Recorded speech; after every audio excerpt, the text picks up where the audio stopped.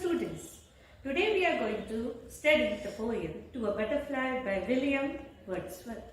William Wordsworth, a romantic poet, a romantic English poet actually, we can say to him, and who launched romanticism in literature along with Samuel Coleridge by the publication of Lyrical Ballad.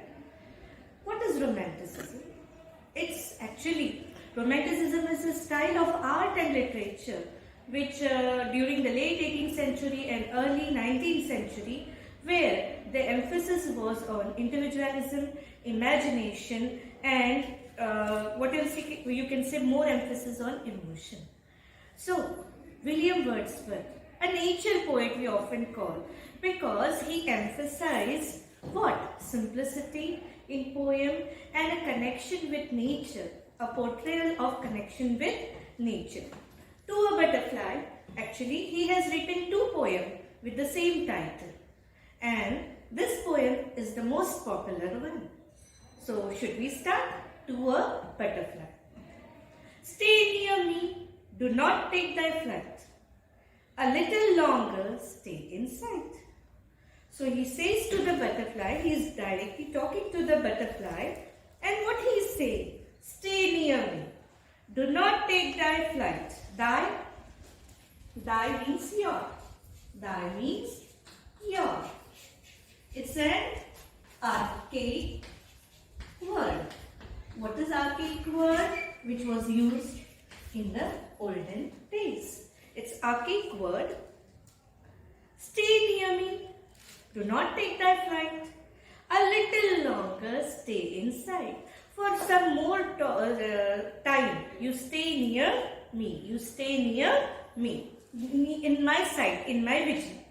Much converse do I find in thee. Converse, I feel like talking to thee. Converse here means to talk. Converse. Converse. Here means to talk. I want to talk to thee. You stay in my sight. You stay in my sight. Thee, again, it is archaic word. It means you. Thee, thy, you. Historian of my infancy. What does the poet call the butterfly? Historian of my infancy. Who is an historian? Historian is the one who studies and writes about history. Of my infancy, of my childhood. So he says to the butterfly, you stay in my sight. I want to talk to thee. You are a historian of my infancy. Means you remind me of my past. You remind me of my past, of my childhood. Infancy, childhood. Float near me. Move near me. Do not yet depart. Do not leave. Do not leave. Do not depart. Don't go so quickly. You float near me. You move near me. You fly near me. Thou bringest gay creature as thou art. Dead times revive in thee. Why the poet says to the butterfly to float near him? Because he says dead times revive in thee. Dead time, again the same word. History is about past. Dead time is also about past, the time which has gone by. Revive in thee, I remember my time, the past time, because of thee, because of you. Thou bringest, here again bringest means to bring. Thou bringest gay creature as thou art. Gay, happy. You are a happy creature, always flying, always busy in your work. And when you float near me, what happened? Dead times are revived. Same memories are revived. Old memories are revived. Thou bringest gay creature as thou art. You bring happy memories to my mind because you yourself are a happy creature. Art here means are. Again, it's an archaic word which has been used by the poet. A solemn image to my heart. And when I see you, an image comes to my mind. What kind of image it is? a solemn. Solemn, an impressive image. Here it means dignified. Actually, solemn is also serious, but here we can say a dignified, impressive. Dignified, impressive. So when I see you around, what happens? An impressive image comes to my heart, not to my mind, to heart. Actually, the memories which are very dear to you. Where do you have those memories intact? In your heart. My father's family. He remembers his father's family. He remembers his past. Old things are revived. So this is the first stanza.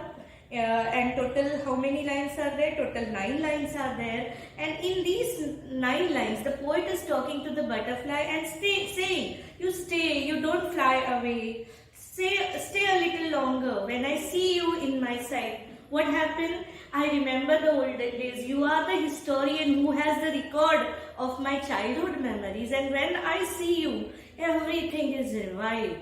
I remember everything of the dead times. You are happy creature and you remind me of only happy memories. My father's family, he says. Now the second stanza.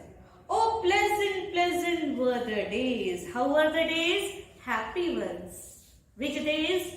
His childhood days. How were the days? Happy ones. The time when in our childish play, my sister Emmeline and I together chased the butterfly. He remembers his childhood days when they were playing like children. Children are playing, they are happy, playing simple games. So he says, my sister Emmeline and I. Emmeline actually is Wordsworth's sister. Her name was Dorothy. Okay. And his sister Dorothy, he is referring to his sister in this poem. Actually, after Wordsworth's mother died when he was 8, his sister and he was separated. And thereby he fondly remembers the time spent with his sister. Okay.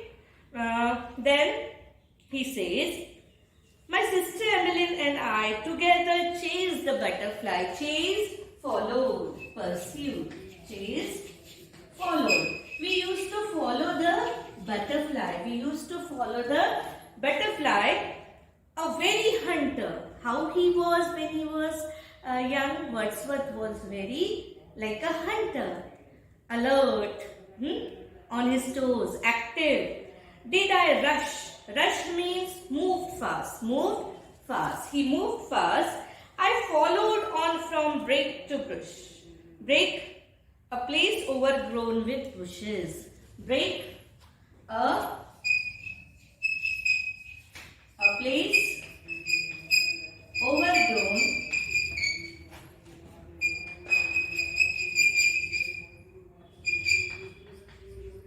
with bushes. A place overgrown with bushes. What he says, I used to rush, I used to run fast. When he used to run fast behind the butterfly, upon the prey, like a hunter whose prey is that butterfly, the animal which has to be hunted. With leaps and springs, he used to run fast, jumping quickly. I followed on from brake to bush. But she, God love her, feared to brush the dust of its wing. But she, who? Emmeline. She was a very humble and sweet creature, and she was afraid even to touch.